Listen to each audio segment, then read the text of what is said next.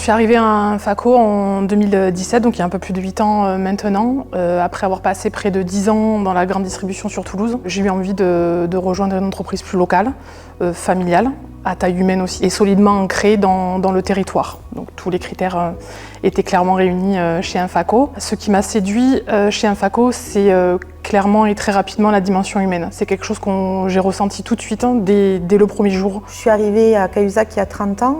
Et ça fait 18 bientôt que je suis à Infaco. J'avais surtout entendu parler de Dany. Je me suis demandé à un moment si c'était pas le maire de Cahuzac, tellement il était dans toutes les conversations. Je travaillais sur Carmo à l'époque, mon contrat était fini. Et Nathalie m'a appelée, elle m'a dit il faudrait que tu viennes, on a un coup de feu à Infaco pour un mois, viens nous dépanner un mois, peut-être 2. Et en fait, ça fait 27 ans que je dépanne Infaco. J'avais besoin de bosser, je faisais encore des études et j'étais encore à l'école et du coup j'avais besoin de bosser pour l'été. Et donc c'est David qui m'a fait rentrer pour l'été. À la base, je venais pour les saisons. J'étais moniteur éducateur dans des quartiers un peu difficiles et une assoce a fermé, donc c'est un peu compliqué pour moi. Je vais me mettre dehors et puis 21 ans après, je suis là. Et je suis rentré par hasard en fait à Infaco. Et là, depuis, je suis resté et voilà. Et ça fait 35 ans que je suis là. Quand Dany m'a pris à part au salon, au Vinitech justement, je faisais mon premier stage pour le BTS. Et il m'a dit, si tu veux, tu bosses pour moi et je t'envoie en Amérique. J'ai pas cru. Moi, j'ai connu Dany et Michel avant Infaco parce qu'il était dirigeant de l'UAG Rugby. Il m'a embauché en 2000 et j'ai ressenti ça dans Infaco, quoi. Cette familiarité, cette convivialité. Jusqu'à mon arrivée, le poste RH il était réparti entre Serge Artigue, le directeur administratif et financier qui est maintenant parti à la retraite, et Olivier Fraisse, le directeur supply chain actuel. Il a fallu réorganiser les choses et se structurer davantage pour sécuriser par la structuration des services supports, donc des recrutements de compétences clés, la mise en place d'un management intermédiaire. On a déployé la polyvalence dans les ateliers, la communication interne et en lien aussi avec le service communication, plus récemment le renforcement de la marque employeur, qui était très important pour attirer et fidéliser les talents dans un contexte industriel et de recrutement parfois en tension. Donc j'étais au démontage et je me souviens de David qui se moquait de moi parce que j'avais jamais touché une visseuse, donc c'était un peu folklore. Voilà, c'est mon premier souvenir, il est là. Moi j'ai intégré le bureau d'études en arrivant chez Infaco. Donc ça a été, je pense, petite société familiale de 50 salariés. Je dirais étant de la région en fait et du coin, on connaît tous ce sécateur. Et c'était vraiment intéressant de voir l'envers du décor. Les équipes, les ateliers et tout ça, ça a été un premier souvenir vraiment génial. Je n'aurais jamais pensé que j'aurais travaillé dans une grosse boîte dans un petit village. Moi, c'était le dynamisme de l'atelier quand je suis arrivé. Et à cette période, c'était en septembre, il y avait à la fois les révisions et la production des sécateurs neufs. Donc c'était assez effervescent dans l'atelier, donc ça bougeait énormément. Le premier repas à fin d'année pour la clôture de l'année, et il y avait donc Dany qui cuisinait une énorme paella pour tous les employés. La confiance à Infaco, le respect et l'écoute. Il y a un sentiment d'appartenance très fort, une fierté avec toujours cet ADN vraiment particulier et qui est vraiment précieux à conserver. L'ambiance et puis le travail me plaît, le contact avec les revendeurs, le produit. Cette envie justement de devenir numéro 1, de passer numéro 1 et de le rester surtout, c'est ce qui fait qu'on reste encore, à mon avis. On s'entend bien avec Dany, avec David. On a le respect de chacun, quoi. Quand je suis rentrée, je travaillais, on n'était vraiment que 2 dans le service avec Serge Artigue. Avoir un supérieur comme ça qui te motive, qui te donne confiance, qui te fait confiance, c'est quand même très très important. Et moi, on m'a fait confiance, j'ai pu évoluer, je suis passé au bureau d'études. Et en plus de ça, c'est qu'on se sent bien chez Infaco.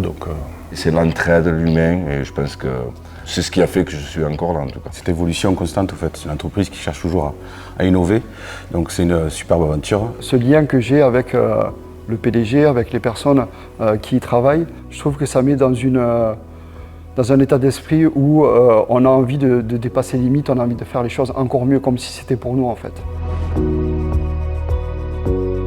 On veille à rester proche des collaborateurs, à l'écoute, tout en professionnalisant nos pratiques. Le dialogue social, il est très important, il est constant. On a vraiment à cœur d'accompagner les collaborateurs et d'être vraiment présent à leur côté au quotidien. On a la chance de rester sur une dimension et une taille humaine, mais 120, ça laisse encore clairement la place de garder un lien, de créer un lien, de connaître les collaborateurs. Et ça, c'est vraiment très important. Moi, quand je suis rentré, on était 5 dans l'atelier. Quand je suis arrivé dans l'entreprise, on était 2 fois en moins qu'aujourd'hui. J'ai pas connu l'époque du garage chez Dany dans le village, mais j'ai connu le tout début du bâtiment 1.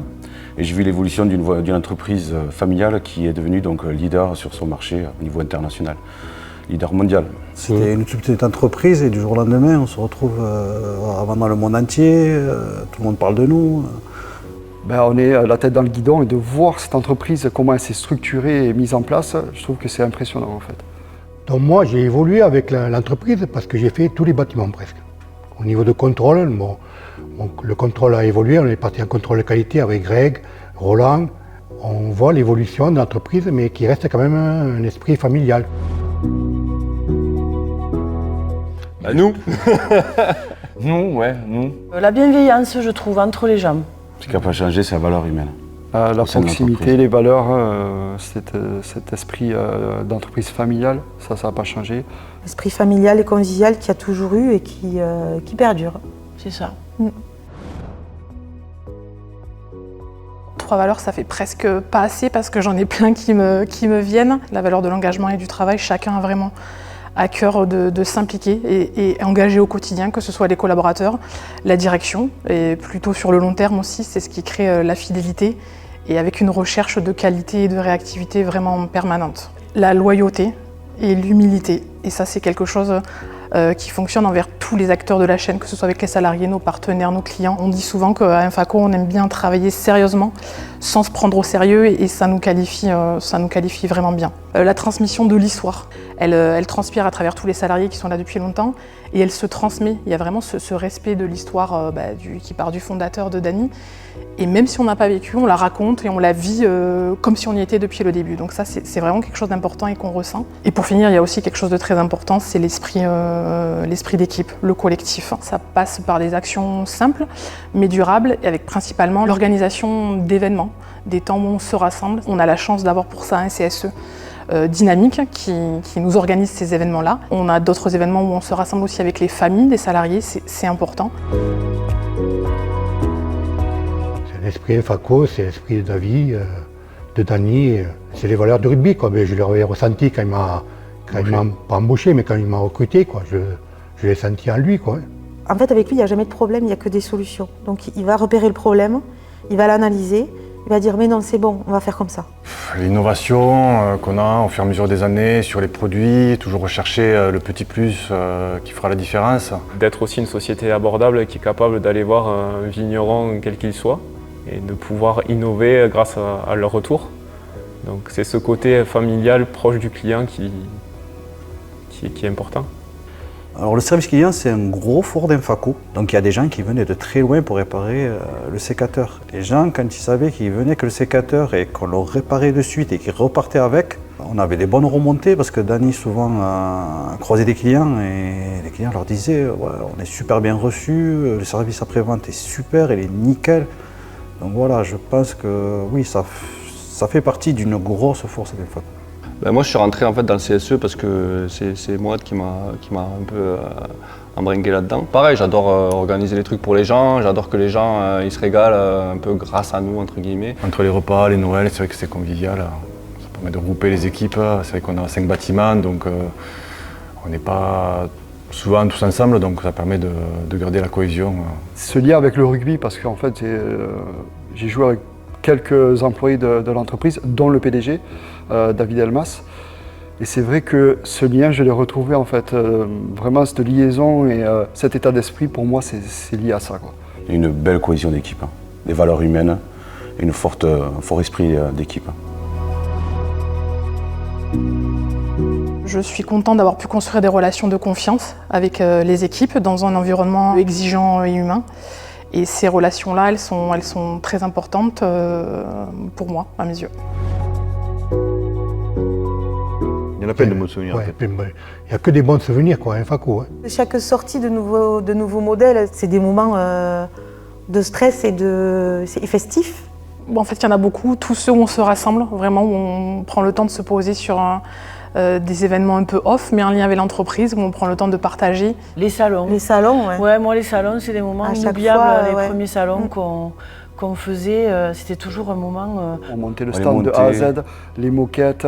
Tu te rappelles le stand en bois avec bois, les, ouais. Et la les visseuse. lampadaires et tout, on vissait tout. Enfin, c'était vraiment c'est quelque chose, quoi. Mais, Ouais. mais en fait, Puis il y avait les une lampadaires cohésion. sur Mais le oui, poteau. mais oui, sur Fallait les faire de poteaux, fallait l'électricité, faire, quoi. ça faisait comme un petit village. Ouais. Le 100 millième. Le 100 millième. 100 millième. 100 millième On avait fait Faco. une soirée à Montpellier, il y a eu tous les importateurs qui étaient venus. On a fait un truc mémorable aussi. C'était l'esprit d'Annie, c'était l'esprit Faco, quoi. Grosse cohésion, gros esprit d'équipe et tout, c'était vraiment énorme. J'en ai deux, je vais en dire deux. Le premier, c'est mon premier CITEVI, c'était 2 mois après avoir commencé. J'étais un peu en observation, j'étais un peu derrière. Et Dany est venu me voir, il m'a dit mais qu'est-ce que t'attends, vas-y. Hein. Et du coup, après, c'est lancé. Et, ça représente bien la personne de Dany qui fédère beaucoup. Et bon, le second, c'est le coup des téléphones de Davy m'annonçant que j'allais être responsable de la filiale aux USA. Et tout ce qui s'en est suivi, c'est une aventure extraordinaire. Alors, je dirais innovation, fabrication, commercialisation. Progression, satisfaction client et convivialité. Et simplicité. Toujours bienveillance, rigueur, esprit d'équipe. Le travail aussi, parce que. Ouais. Tu n'arrivais pas à tenir une visseuse. C'est vrai. Tu as appris quand même. C'est vrai, c'est vrai. Moi, je dirais Manuel, du coup. Dany, Davy, Angie. Pas mal. Bon, je ne vais pas refaire la même chose, mais du coup, famille, amis et voyage. Je dirais que la force d'un Faco, c'est de combiner peut-être à la fois la force d'un industriel qui a su se développer à l'international et d'avoir pu construire une belle entreprise comme celle-ci, mais avec l'âme d'une entreprise familiale tarnaise. Et un Faco, je pense qu'on ne vient pas juste chercher un simple emploi. Il faut avoir à cœur de venir chercher un projet commun et d'avoir envie de contribuer à une aventure collective. Que ça continue parce que j'ai 5 ans à tirer pour la retraite, quoi. Pourvu que ça dure la belle aventure. Non. Espérons que ça dure encore longtemps. Hein. Il y a constamment de l'innovation, il y a toujours des nouveaux produits. En plus, des nouveaux marchés, on passe de la vigne aux olives, des fruitiers. Ouais, il y a tout le temps une évolution, un renouvellement, donc... Je pense que ça va durer très très long. On s'ennuie jamais, donc on n'est pas tombé dans une routine, quoi, où on peut pas s'ennuyer.